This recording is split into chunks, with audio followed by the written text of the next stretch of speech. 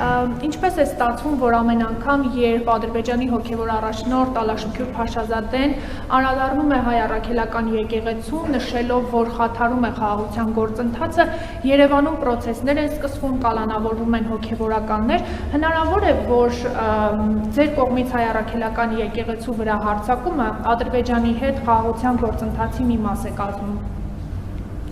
Նախ սկսենք նրանից, որ իմ կողմից հայ առաքելական եկեղեցու վրա հարձակում չկա։ Ես ուզում եմ մենք արձանագրենք հետևյալը։ Ուրեմն հայաստանյան առաքելական Սուրբ եկեղեցու թղթերում որևէ տեղ գրած չի, որ կաթողիկոսի պաշտոնում գտնվող անձը եւ եկեղեցին նույնական են։ Որևէ տեղ գրված չի, որ եպիսկոպոսը եւ եկեղեցին նույնական են։ Հայաստանյան առաքելական եկեղեցու պատմության մեջ եղել են մի շարք, եթե ոչ բազմաթիվ դեպքեր, երբ օրինակ կաթողիկոսը պաշտոնանկ է արվել, հրաժարական է տվել եւ գնացել։ Այսինքն իսկ ինչ է տեղի ունեցել դրանից հետո։ Դրանից հետո ինչ է տեղի ունեցել, մենք դրա արդյունքում եկեղեցին փլուզվել է, ոչ չի փլուզվել։ Էլ չեմ ասում նախկինում Հայաստանում դեպքեր եղել են, երբ որ եպիսկոպոս քրեական պատասխանատվության է ենթարկվել եւ տարիներ է անցկացրել բանտում։ Հիմա իմիջայլոց, եթե ես իմ լրագրողական տարիներից եմ դա հիշում, բայց ես հասկանում եմ, որ մեր իրականության մեջ այդ հիշողությունը չկա։ Քրեական օրենսգրքով առնվազն կալանավորվել է եւ երկար ժամանակ, չգիտեմ դատավճիռ եղել է թե չէ։ Եթե չեմ սխալվում, նույնիսկ անունը կարող է հիշեմ։ Կարծեմ սխալվում, կարծեմ Ասողիկ Սրբազան եւ Ասողիկ եպիսկոպոսը կալանավորվել է քրեական օրենսգրքով, եւ դա ինչ է տեղի ունենում։ Ինչ վերաբերվում է ձեր հարցին, որ հնարավոր է, ոչ հնարավոր չի։ Դեռ նման բան չի կարող տեղի ունենալ։ Հիմա եթե դուք ես անկեղծ ասած դուք եք հետևում, ես չեմ հետևում Ադրբեջանի հոգևոր առաջնորդի հայտարարություններին եւ ես բան չունեմ ասելու, ես գուցե շատ մեծ թերություն է, բայց ես չեմ հետևում։ Նույնիսկ միջազգային հարթակներում Ադրբեջանի հոգևոր առաջնորդի արած հայտարարություններին եւ եթե ուզում եք որևէ գործողություն համադրել որևէ այլ գործողության մեջ, ասենք այսօրվա իմ բրիֆինգը կարող է համընկնել տասնյակ իրադարձությունների հետ Ադրբեջանում, Թուրքիայում, Իրանում, Ռուսաստանում, Վրաստանում, Միացյալ Նահանգներում, Մերձավոր Արևելքում, Իսրայելում, Գազայի գոտում, Պաղեստին, ուր ասեք, Ալժիրում,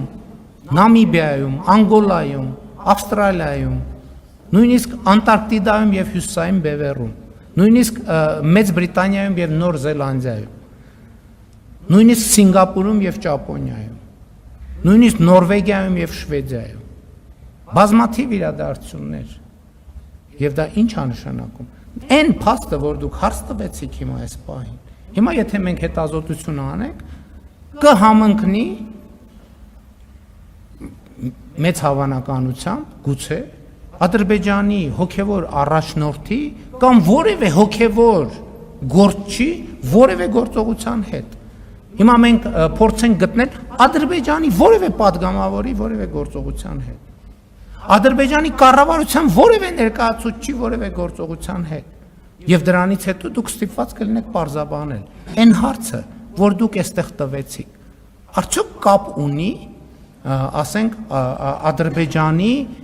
որևէ մզկիթի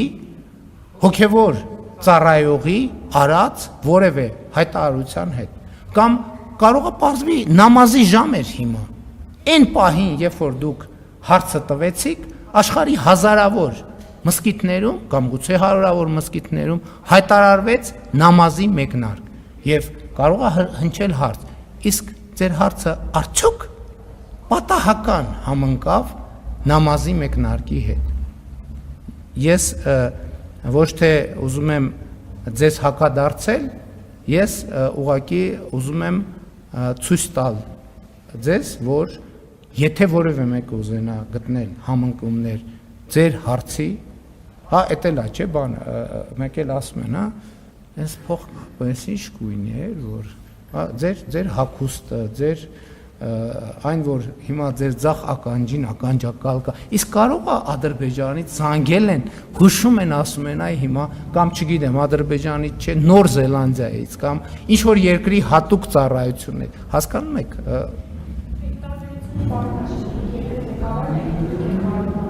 Ներողություն եմ խնդրում, իմ այդ թերության համար ես ձեզնից ներողություն եմ խնդրում, որ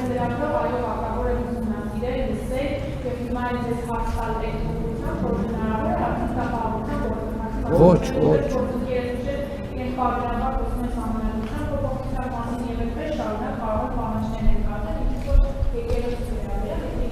Ոչ։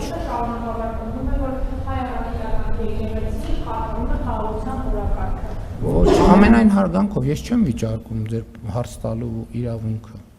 Ես ձեր հարցին պատասխանում եմ ոչ եւ հիմնավորում եմ թե ինչու ոչ։